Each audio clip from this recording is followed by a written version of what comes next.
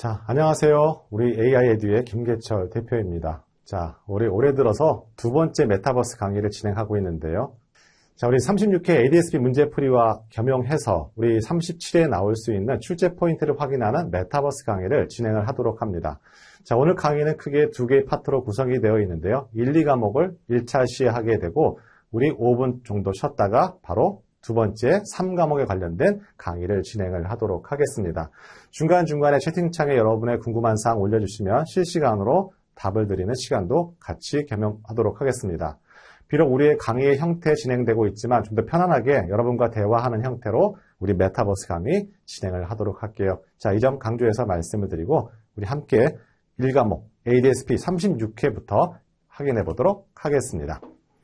자, 36회 1과목 우리 데이터 웨어하우스가 출제 포인트로 등장했다 할 수가 있겠습니다. 자, 여러분이 각자 학습하는 방법은 다르다 할 수가 있겠어요. 하지만 공통적인 부분은 해당되는 섹터를 그룹핑해서 여러분 반복 학습하는 거 권해드린다 할 수가 있겠습니다. 해당되는 항목 DW 관련된 항목이라고 할 수가 있겠어요. 하지만 저는 이 항목들을 DB 계열로 묶어본다 할 수가 있겠습니다. 즉 데이터베이스의 특징 또는 DW 데이터 웨어하우스의 특징 또는 데이터 마트와 DW의 차이, 자, 이와 같은 것들이 바로 DB 계열이라고 할 수가 있겠죠. 거기다 추가 알파가 있다면 바로 데이터 레이크라고 할 수가 있겠습니다. 자, 데이터 레이크라는 것은 데이터베이스와 DW의 중간에 있는 원시 저장소라고 할 수가 있겠죠. 따라서 해당되는 4개의 키워드 데이터베이스, 데이터 레이크, DW, DM 우리 시험 문제에서 반드시 그 회차에서 출제하는 문제라고 할 수가 있겠어요. 36회 때는 DW가 등장했습니다. DW의 중요한 키포인트는 DW의 특징 4가지를 알고 있는 것, 출제 포인트라고 할 수가 있겠죠.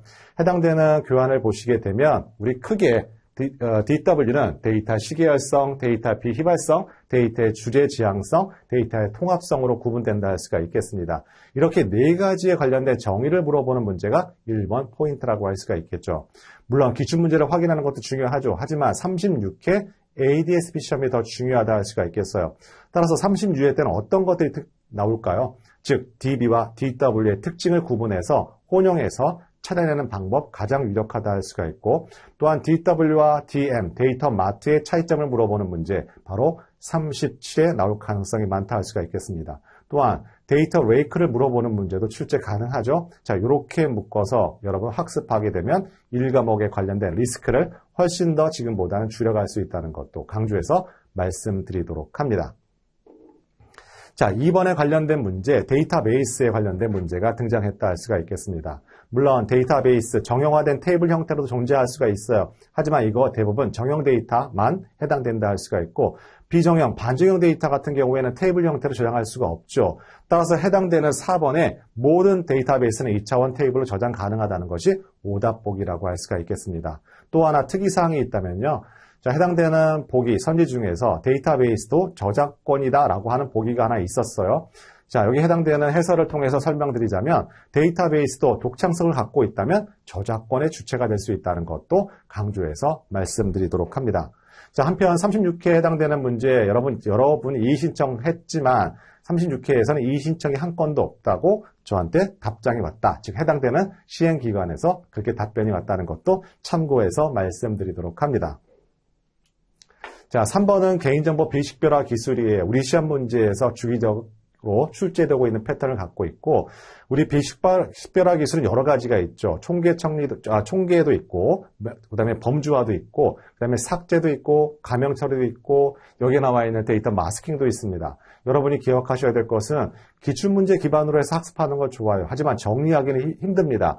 해당되는 기본 개념을 통해서 정리하는 거 강조해서 말씀드리도록 하고, 언제든지 우리는 데이터 마스킹에 관련된 걸 물어볼 수도 있고요. 또는 삭제에 관련된 걸 물어볼 수도 있고, 범주와 관련된 것을 물어볼 수가 있어요. 해당되는 보기 2번은 결국에 삭제에 관련된 것이기 때문에 오답 처리해서 답이라고 할 수가 있겠습니다. 하지만 그와 같은 걸 미리 대비하는 거 중요하다는 거 다시 한번 강조해서 말씀드리도록 할게요. 자, 우리 1과목 끝나고 해당되는 기출문제를 확인하고 난 다음에 어떤 37에는 어떤 형태가 나올 거라는 것도 다시 한번 요약해서 설명해 드리도록 합니다. 다시 한번 그 부분 강조해서 말씀드리도록 할게요. 자, 4번은 한 번도 빠진 적이 없어요. 그동안에 우리 시험에서요. 자, 이와 같은 거 우리는 주기적 패턴 또는 블루스팟이라고 하게 되는데요. 자, 빅데이터 위기 요인 세 가지가 있습니다. 사생활 침해도 있고, 책임원칙의 훼손도 있고, 데이터 오용도 있어요. 이 세 가지에 관련된 통제 방안을 올바르게 연결한 거 한 번도 우리 시험에 빠진 적이 없습니다. 따라서 37에도 반드시 출제될 거예요. 변형만 가해질 뿐이지 해당되는 기본 요지는 빅데이터의 위기 요인과 통제 방안을 물어보는 문제 반드시 출제된다 할 수가 있겠습니다. 자, 우리 여러분, 37에 보시는 여러분, 응시생분들, 제가 대부분 오프라인 교육도 마찬가지고, 온라인 교육도 마찬가지지만요, 대부분 학습하는 시간, 절대 시간 부족하다 할 수가 있겠습니다. 즉, 학습 시간이 충분히 보장된다면 천천히 학습하는 거 여러분 충분하다 할 수가 있겠어요. 하지만 대부분 각각 주어진 본인의 일이 없기 때문에 주어진 시간 내에 쪼개서 학습하다 보니까 상당히 어렵다 할 수가 있겠습니다. 즉 오늘 메타버스 강의의 하나의 목적도 이와 같은 분들을 위해서 좀 더 범위를 좁혀나가는 거 바로 메타버스의 강의의 목적이라는 것도 강조해서 말씀을 드리도록 할게요. 자, 다섯 번째는 우리 데이터의 정의 파트라고 할 수가 있겠습니다. 자, 데이터의 정의를 내리는데요. 그럼 데이터와 지식과의 관계는 어떤 관계일까를 알아볼 때 암묵지와 형식직이라는 개념이 필요해요. 그런데 암묵지와 형식직 좀 더 세분화해서 카테고리를 들어가게 되면 네 가지 상호작용이 필요하게 되고 그것이 바로 공통화, 표출화, 연결화, 내면화라는 개념이 있어요. 자, 우리 온라인 강의에서는 제가 셰프 예를 들어 설명해 드렸다 할 수가 있고 중요한 건 이 네 가지 개념 중에 어떤 때 형식지에서 암묵지로 이전이 되는지를 알고 있는 것이 출제 포인트라고 할 수가 있겠습니다.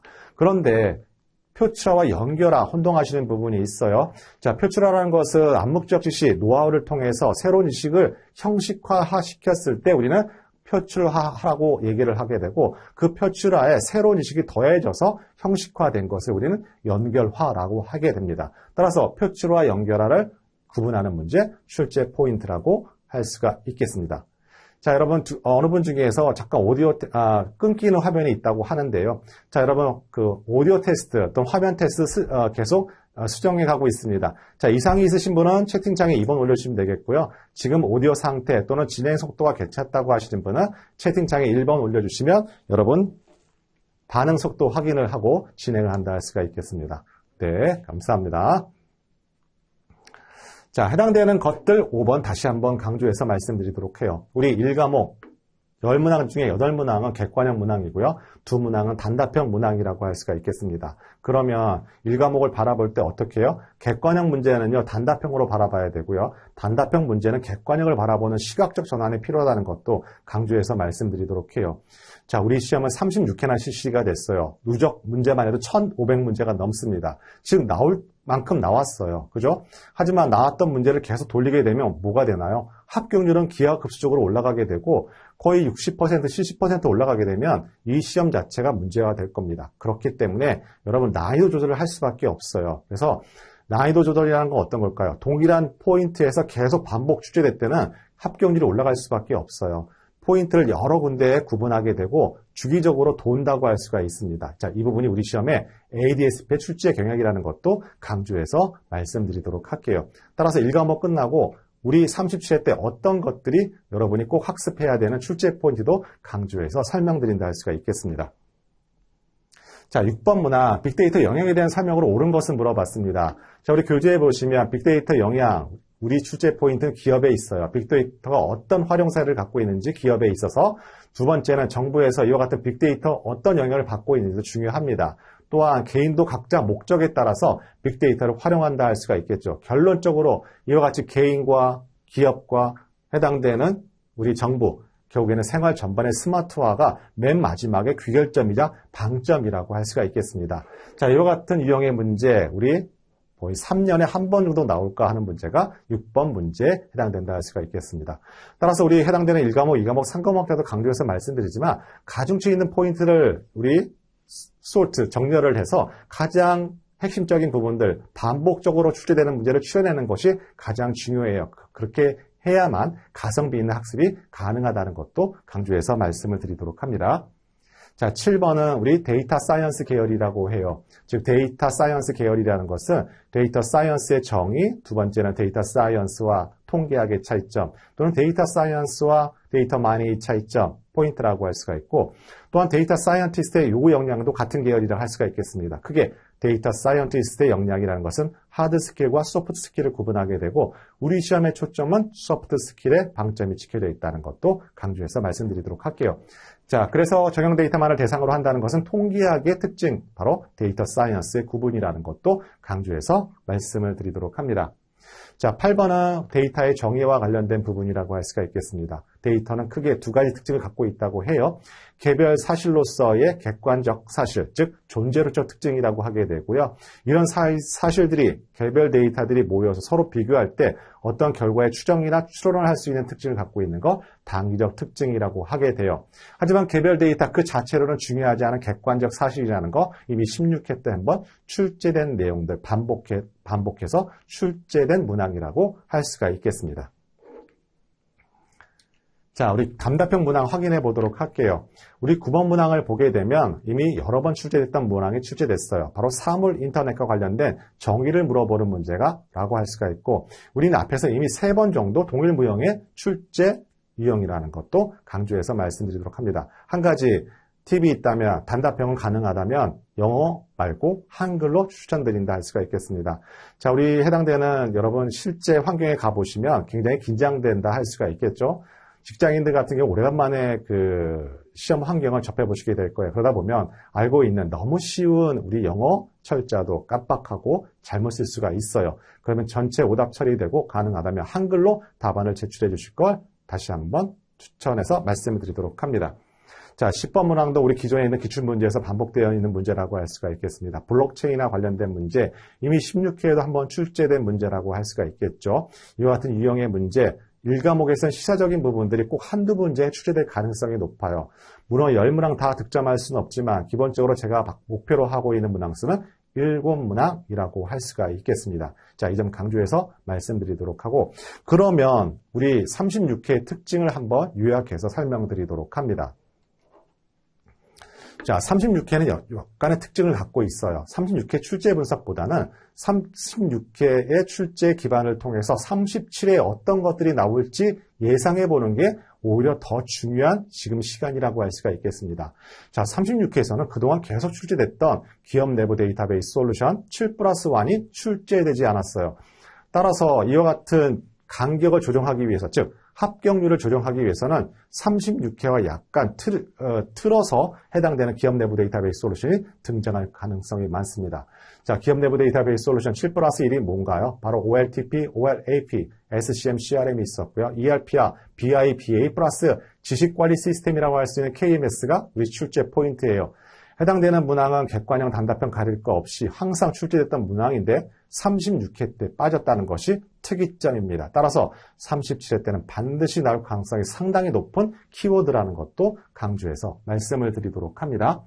자, 또 하나는 빅데이터의 활용 테크닉 기법이에요. 우리 매회 출제되다가 갑자기 36회 때 딱 끊겼다라고 할 수가 있겠습니다.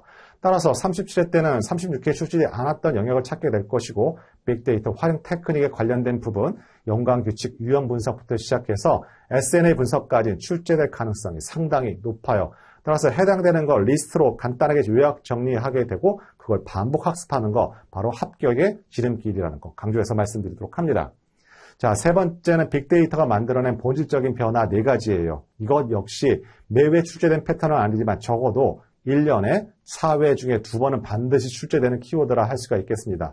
따라서 36회에 쉬었기 때문에 37회에 나올 가능성이 상당히 높아요. 이 점 강조해서 말씀드리도록 합니다. 자, 또 하나 데이터 사이언티스트의 하드 스킬과 소프트 스킬이 이번 차시에 빠졌습니다. 역시 이 시험도 하드 스킬과 소프트 스킬을 물어보는 문제 키워드도 1년에 2번 정도 나오는 출제 포인트예요. 따라서 36회에 등장하지 않았지만 37회에 나올 가능성이 상당히 높은 키워드라는 것도 강조해서 말씀을 드리도록 합니다. 자, 마지막 우리 시사적인 부분 한 가지 포인트를 잡자면 데이터 3법이라고 할 수가 있겠죠. 아마 여기 계신 분 직장인들 계실 거예요. 개인정보법 필수과정이라 할 수가 있고 자, 데이터 3법은 빅데이터 분석기사 필기 파트에 한번 출제된 문항이라고 할 수가 있겠습니다. 따라서 호불호가 갈리지 않는 데이터 3법을 물어보는 문제, 객관형 문제로 출제될 가능성이 많다. 바로 37회 예상해 본다 할 수가 있겠습니다. 자, 이와 같이 1과목 짤막하게 요약해 본다 할 수가 있고 우리 1과목의 출제 포인트는 해당되는 기출문제에 나왔던 내용들 또는 향후에 나왔던 이제 37회 예상되는 키워드를 중심으로 해서 정리하는 것 다시 한번 강조해서 말씀드리도록 합니다. 우리 1과목은 2과목에 비해서 약간 분량이 좀 많아요. 하지만 센텐스, 문장 한두 개로 간단하게 요약 정리를 해서 답을 할 수 있는 것이 대부분이기 때문에 1과목 소홀히 할 수 없고 여러분 꼼꼼하게 학습하는 거 다시 한번 강조드리면서 2과목으로 넘어가도록 하겠습니다. 자, 2과목은 특징적인 부분들이 있어요. 여러분 과락이 가장 많이 발생하는 부분이고요. 여러분 해당되는 시험날 보게 되면 복원을 하게 되고 여러분 정답안이 가답안이 올라오게 되면 그동안에 3, 4년 동안 그 결과물에 관련해서 수험생들 또는 의시생들 대부분 보면 2과목에서 과락이라는 대답이 상당히 많습니다. 그거는 여러 가지 이유가 있어요. 이 과목에서는요. 일단은 기본 개념들이 각각 내용들이 많아요. 한 문제를 득점하기 위해서요. 그러다 보니까 그냥 대충 문제를 읽게 됩니다. 내용들을 이해하려고 해요. 그러다 보면 우리 시험 문제에선 지역적인 부분들이 출제가 되고 이 과목에서는 굉장히 난이도 있게 느껴져요. 따라서 이 과목은 1과목에 비해서 시험 범위가 좁아요. 작아요. 대신에 꼼꼼하게 학습해야 되고 거의 해당되는 교재의 내용을 거의 완벽하게 이해하고 암기해야 된다는 것도 강조해서 말씀드리도록 합니다. 하지만 해당되는 출제 키워드는 역시 이 과목에도 정해져 있어요. 자, 이 점 다시 한번 말씀드린다 할 수가 있고 이 과목 진행해 본다 할 수가 있겠습니다. 자, 여러분 제 목소리 잘 들리시면 채팅창에 1번 올려주시면 여러분 반응 확인해 가면서 진행한다 할 수가 있겠습니다. 자, 매일 녹화 진행하다가 이렇게 여러분과 라이브 진행하니까 진짜 사람 사는 것 같다는 생각이 들고요. 자, 여러분 궁금한 사항 언제든지 채팅창에 올려주시면 자, 여러분한테 답변을 드리도록 할게요. 자, 이건 비록 ADSP 문제뿐만 아니라 빅데이터 분석 기사 ADP도 마찬가지예요. 우리 시험 출제에 나온 것들을 보게 되면 시험 출제하는 인력풀이 많지가 않아요. 그러다 보니까 매일 사람들이 이 사람이 조금 내고 저 사람이 조금 내다 보니까 이제 출제 문항만 봐도 누가 냈는지를 대충 추정해 본다 할 수가 있겠습니다. 그만큼 데이터 분석 문제를 만든다는 건 굉장히 한계가 있어요. 자, 이 점 다시 한번 강조 말씀드리고 진행을 하도록 합니다. 자, 첫 번째 데이터 분석 기획 파트에서는 분석 주제 유형이 출제가 됐어요. 매회 나왔던 유형의 문제라고 할 수가 있고 출제 방법만 다르다 할 수가 있겠습니다. 즉, 4가지 우리 분석 대상 what과 분석 방법 how에 따라서 우리는 4가지 최적화와 인사이트 또는 디스커버리 솔루션을 구분하게 되고 우리 해당되는 문장은 언제든지 단답형으로 출제가 될 수도 있고 객관형으로 출제가 될 수가 있어요. 자, 이 점 강조해서 말씀드리도록 하고 이런 문제 절대 틀려서는 안 되는 문제다라는 것도 강조해서 말씀드리도록 합니다. 자, 두 번째는 난이도 있는 부분이에요. 우리 분석 마스터 플랜도 데이터 분석 체계를 따른다 할 수가 있겠죠. 자, 이 부분이 정답지가 중요한 게 아니라요. 데이터 분석 체계를 따르는 건 맞다. 하지만 어떤 방법을 따른다? 자, 데이터 순차적인 방법도 따를 수가 있고 반복하는 형태도 공존하는 거예요. 우리 혼합형이라고 하게 되죠. 자, 이와 같은 순차적 진행 과정 구간이 있고 모델링과 같은 부분은 반복할 수밖에 없잖아요. 이런 혼합형 데이터 분석 체계를 갖고 있는 것이 바로 분석 마스터 플랜이다라는 거 여러분 꼭 기억하시기 바랍니다. 37에 나올 가능성이 상당히 많아요. 자, 우리 3번 문제 보도록 할게요. 3, 4번 문제는 어떤 계열의 문제인가요? 바로 이 과목에서는 분석 준비도와 분석 성숙도 계열이라고 할 수가 있겠습니다. 자, 이 시험도 한 번도 빠진 적이 없어요. 그런데 여러분한테는 상당한 심적 부담을 주는 파트입니다. 자, 분석 준비도 6개 영역으로 일단 구분이 되고 그 6개 영역에 대한 진단표가 나와 있어야 돼요. 이게 여러분 너무 힘들게 하죠. 하지만 지금 시점에서 여러분한테 팁을 준다면 일단 6개 영역을 알고 계시고요. 나머지 세부적인 진단 항목 등은 나중에 우리 시험 임박해서 3, 4일 남겨놓고 학습하실 거 권해드려요. 지금 열심히 하게 되면 그때 가서 또 기억을 잃어버릴 수가 있으니까요. 또한 분석 성수도 마찬가지예요. 지금 분석 성수도는 어떻게 되어 있어요? 3개 영역이 있고 그 영역을 어떻게 도입이냐, 활용이냐, 확산이냐, 최적화 단계를 구분하는 게 분석 성숙도죠. 그죠? 자, 여러분들 지금 시점에서는 기본 골병만 학습을 하시게 되고 세부적인 내용들은 시험에 다가와서 한 번에 몰아서 기억하기라고 여러분 생각하시면 돼요. 하지만 이와 같은 문제, 3번과 4번과 같은 문제 또 다시 출제될 가능성 있죠. 하지만 약간 돌려서 출제가 될 겁니다. 자, 이 분석 준비도와 성수도를 이용하게 되면요. 굉장히 여러 가지, N가지의 문제를 만들어낼 수가 있어요. 따라서 이런 걸 노리는 거죠. 출제하는 사람들은요. 하지만 더욱이 알파, 여러분이 기억하셔야 될 것은 무엇이냐면 이번 차시에 나올 가능성이 많은 키워드가 하나가 있는데요. 분석 준비도와 성숙도를 통해서 우리는 해당되는 기업을 진단하게 돼요. 도입형이 될 수도 있고 확산형이 될 수도 있어요.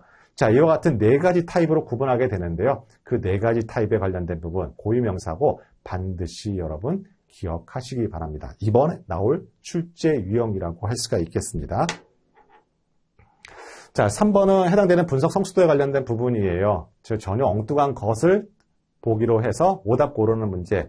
4번은 분석 준비도와 성숙도에 관한 진단 항목들이에요. 진단 항목을 알고 있으면 답을 맞출 수 있는 문제예요. 하지만 3, 4번은 기존에 있는 문제와 약간 기출문제와 틀과 결이 다른 문제가 나왔기 때문에 여러분이 어렵게 느껴질 수 있는 항목이라는 것도 강조해서 말씀드리도록 합니다.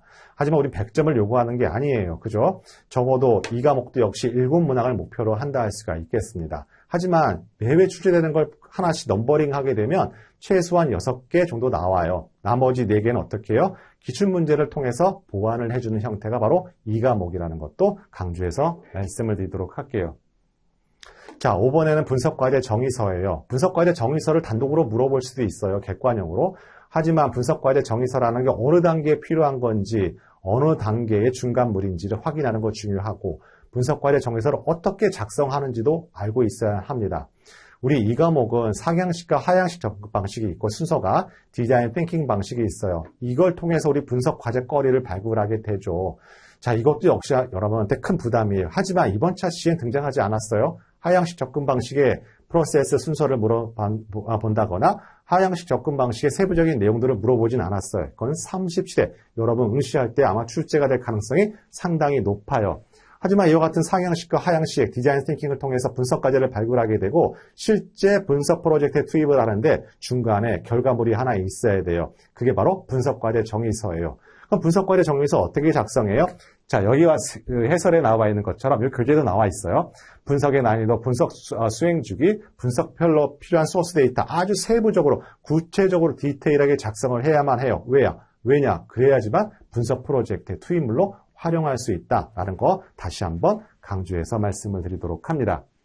자, 6번 문항은 뭘까요? 6번 문항은 분석 프로젝트에 관련된 거예요. 자, 일반 프로젝트와 달리 분석 프로젝트는 5가지 추가 고려 요소가 있고 그 중에 5가지 요소 중에서 마지막 5번째 accuracy와 precision이 있습니다. 하지만 우리 시험에서는 계속 이 부분이 출제가 돼요. accuracy 정의, precision의 정의를 서로 반대로 설명을 해서 그 결과물도 역시 활용은 accuracy인데 프리시전으로 설명하게 되고 또한 안정성은 프리시전인데 accuracy로 설명하는 오답 보기 출제 패턴 너무나 많이 나왔던 기출문제 유형이라고 한다는 점도 강조해서 말씀드리도록 할게요.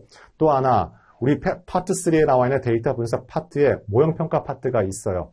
거기서 나오는 accuracy와 precision은 여기에 나와 있는 것과는 다른 개념이라는 것도 강조해서 말씀을 드리도록 합니다. 자, 7번 분석 마스터 플랜은 크게 카테고리 필터링을 2번 하게 돼요. 자, 고려 요소에 따라서 또는 해당되는 적용 범위 방식에 따라서 고려 2개의 필터링이 존재하게 되죠.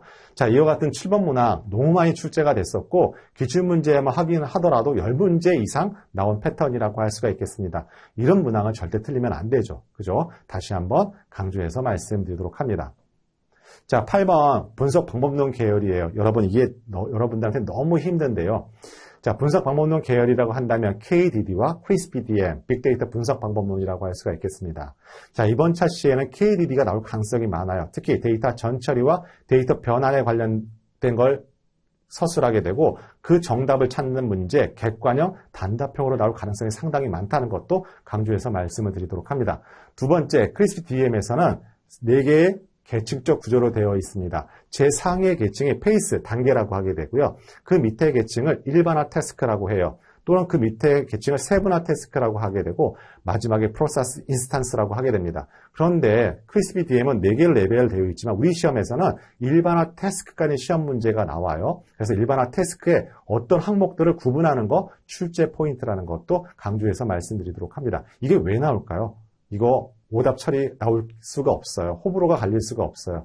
경우의 수를 너무 많이 만들 수가 있습니다. 그렇기 때문에 등장 가능하다 하고 만약에 이 문제가 등장하게 되면 굉장히 꼼꼼함이 필요하게 되고 분석 준비도와 성숙도 항목만큼 굉장히 디테일한 부분이 출제된다 할 수가 있겠습니다. 하지만 그동안에 계속 출제가 되어 왔기 때문에 여러분 CRISP-DM도 여러분 유의해서 보셔야 된다는 것도 강조해서 말씀드리도록 할게요. 자, 마지막 빅데이터 분석 방법론이에요. 빅데이터 분석 방법론은 3개의 계층적 구조로 되어 있습니다. 최상위 계층을 페이스라고 하게 되고요. 그 밑에 계층을 뭐라고 그래요? 태스크라고 하게 되고 맨 마지막을 스텝이라고 해요. 자, 우리 시험에서는 해당되는 페이스와 태스크를 전부 순서를 알고 있어야 되고요. 카테고리를 구분할 줄 알아야 되고 중요한 스텝들이 있어요. SOW 하나의 스텝이고요. WBS도 하나의 스텝이에요. 또는 의사코드도 하나의 스텝이고 상세 알고리즘 스텝 하나도 스텝이에요. 그럼 이런 것들이 어느 태스크에 자리 잡고 있는지 위치 파악을 하는 게 중요해요. 그래서 해당되는 스텝의 정의를 물어보는 문제, 출제 포인트를 갖고 있다는 것도 강조해서 말씀을 드리도록 합니다. 자, 제가 진행 속도가 좀 빠른 편이에요. 하지만 여러분 늘상 배속으로 듣기 때문에 여러분 맞추려고 이렇게 좀 약간 빨라지는 경향이 있다는 것도 강조해서 말씀드리도록 하고 제 목소리 속도 괜찮다면 여러분 채팅창에 1번 올려주시면 감사하겠습니다. 자, 감사하겠습니다. 이제 빠르신 분도 있을 거예요. 다 모든 걸 만족시킬 수는 없다고 생각이 들어요. 자, 해당되는 파트, 그래서 분석기획 파트와 탐색적 데이터 분석은 다른 그 권역에 있는 거예요. 자, 분석 기획 파트는 첫 번째 페이스 단계라고 할 수가 있고 탐색적 데이터 분석은 어디 있어요? 데이터 분석 페이스 안에 있는 태스크의 하나라고 생각하시면 되겠어요. 네. 네, 아마 오늘 다시 리뷰를 하거나 녹화 중계를 볼 수 있는 건 아마 교육 담당하시는 분이 설명해 주실 거예요. 자, 9번, 10번 확인해 보도록 할게요. 자, 9번, 10번은 해당되는 분석과제 선정 매트릭스에서 전략적 중요도와 관련된 개념 시급성이 출제가 됐어요. 그 다음에 10번 문항에서는 우리 ROI 관점에서 POV를 구분하는데 해당되는 비즈니스 효과에 해당되는 것은 value, 가치라고 할 수가 있겠죠. 이렇게 정리하시면 돼요. 그러면 이 과목 우리 향후에 나올 수 있는 가능성이 있는 포인트를 확인해 보도록 할게요. 자, 우리 분석 방법론 계열이라고 할 수 있는 KDD, CRISP-DM, 빅데이터 분석 방법론 그동안에 계속 2문제 정도는 반드시 출제됐어요. 하지만 이번 차시에서는 빅데이터 분석 방법론에서 한 문제가 출제됐기 때문에 37회 때는 제가 보기에는 KDD가 나올 차례가 됐거든요. 너무 안 나왔어요. 그래서 KDD에 관련된 부분, 프로세스 순서와 내용들을 알고 있는 거 중요한 포인트라는 거 다시 한번 강조해서 말씀드리도록 합니다. 또 하나 37회 때는 데이터 거버넌스 계열이 출제되지 않았어요. 데이터 거버넌스의 구성 요소, 데이터 거버넌스의 체계 요소, 데이터 거버넌스의 정의가 제가 보기에는 37회 때 반드시 등장할 수밖에 없다는 것도 강조해서 말씀드리도록 합니다. 자, 세 번째는 분석 조직 구조예요. 분석 조직이 어디에 있느냐에 따라서 우리는 기능 구조 또는 집중 구조 또는 분산 구조로 나누어지게 되죠. 이와 같은 집중 구조와 기능 구조, 분산 구조를 구분하는 특징을 구분하는 문제, 우리 시험 문제 출제 포인트라는 것도 강조해서 말씀을 드리도록 합니다. 자, 또 하나 우리 분석과제 관리 프로세스 수립이 있어요. 우리 이 과목의 맨 끝에 위치하고 있다 할 수가 있고 크게 과제 발표가 과제 수행으로 구분된다 할 수가 있고 자, 교재에 보시면 프로세스 순서가 쭉 로직이 있습니다. 자, 그거 한번 이번 시험 앞서서 꼭 확인 부탁드린다 할 수가 있겠습니다. 자, 마지막에 하향식 접근 방식의 프로세스예요. 하향식 접근 방식이 생각보다 범위가 굉장히 넓고요. 여러분 학습할 내용들이 많아요. 자, 문제 탐색부터 시작해서 문제 정의하고 해결 방안 수립하고 타당성 검토하는 과정이 모두 다 하향식 접근 방식이고 이와 같은 프로세스를 물어보는 문제 또는 하향식 접근 방식과 상향식 접근 방식의 차이를 물어보는 문제 새로운 탐색은 절대로 하향식 접근 방식과 친해질 수 없는 키워드라는 것도 강조해서 말씀을 드리도록 할게요. 이렇게 1과목에 비해서 2과목은 굉장히 디테일한 부분이 많이 있어요. 그러다 보니까 여러분이 급하게 반복 학습을 할 수 없게 되고 계속 과락이 발생하는 악순환이 발생한다는 거 다시 한번 강조해서 말씀을 드리도록 하고 적어도 이번 37회만큼은 이 과목을 꼼꼼하게 학습을 하셔서 이 과목 시험 끝나고 나서도 이 과목이 과락이 됐다는 그런 코멘트는 없었으면 하는 게 제 바람이라고 할 수가 있겠습니다. 자, 이 점 다시 한번 강조해서 말씀을 드리도록 하고 우리 5분 있다가 우리 바로 데이터 분석 3과목 진행을 하도록 하겠습니다. 자, 5분 이때 뵙도록 하겠습니다.